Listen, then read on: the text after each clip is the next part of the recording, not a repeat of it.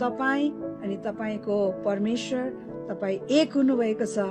यो कुरा ग्रहण गर्न गाह्रो हुन्छ विश्वासीहरूलाई, किनभने धेरै वर्षसम्म यो 5वटा इन्द्रियहरूले सञ्चालन गरेको जीवन चाहिँ बिताइरहेको थियौँ। कस्तो भने जबसम्म च्याक्दैनौ, जबसम्म हेर्दैनौ, जबसम्म देख्दैनौ, जबसम्म अनुभव गर्दैनौ, म विश्वासै गर्दिनँ भन्ने प्रकारको हामीहरूको एटिट्युडहरू थियो। तर अब परमेश्वरको सत्यताहरू, परमेश्वरको वचनमा राखेका सत्यताहरू हामीहरूले चाहिँ नदेखिकन हामीहरूले विश्वास गर्नुपर्छ। अनि त्यो अनुसार जब हामीहरूको विचारलाई, भावनालाई, हामीहरूको इच्छाहरूलाई जब हामीहरू तालिम दिन्छौँ, अवश्य नै एक दिन न एक दिन हामीले त्यो परमेश्वरको सत्य वचनहरू, परमेश्वरको सत्यताका प्रतिज्ञाहरू हामीको जीवनमा अनुभव गर्न सक्छौँ। के तपाईँले परमेश्वरको वचनको सत्यतालाई तपाईँले अँगाल्नु भएको छ?